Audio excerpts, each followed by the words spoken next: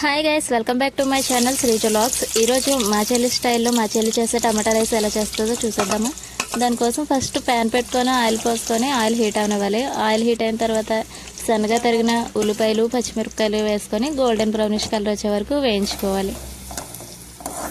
ఇలా మధ్య మధ్యలో తిప్పుకుంటూ ఉల్లిపాయలు గోల్డెన్ బ్రౌనిష్ కలర్ వచ్చే వరకు వేయించుకోవాలి. ఇలా వేయించుకున్న తర్వాత ఫ్రెష్గా దంచుకున్న అల్లం వెల్లుల్లి పేస్ట్ కూడా వేసుకొని పచ్చివాసన పోయే వరకు వేయించుకోవాలి.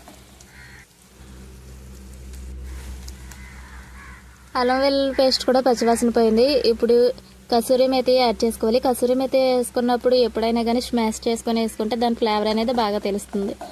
కసూరి మేతి కూడా యాడ్ చేసుకొని ఫ్రై చేసుకోవాలి.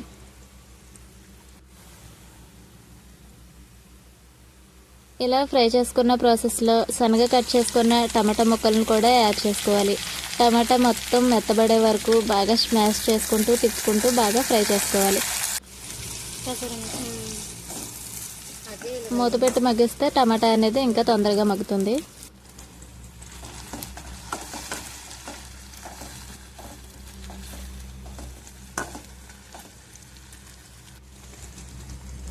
ఇప్పుడు టమాటా కూడా బాగా మెత్తబడిపోయింది కదా. ఇప్పుడు దానికి సరిపడా సాల్ట్, పసుపు, కారం కూడా యాడ్ చేసుకొని బాగా కలుపుకోవాలి.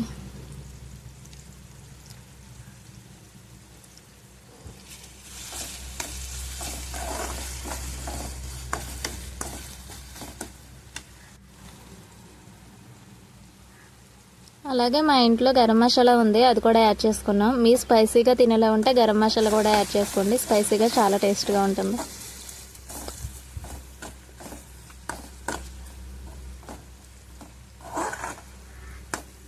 ఇప్పుడు మనం వేసిన ఈ మసాలాలన్నీ బాగా ఫ్రై అయిపోయాయి కదా. ఇప్పుడు చల్లారిన అన్నం కూడా యాడ్ చేసుకొని బాగా కలుపుకుంటే మన యమ్మీ and tasty tomato rice ready అయిపోతుంది.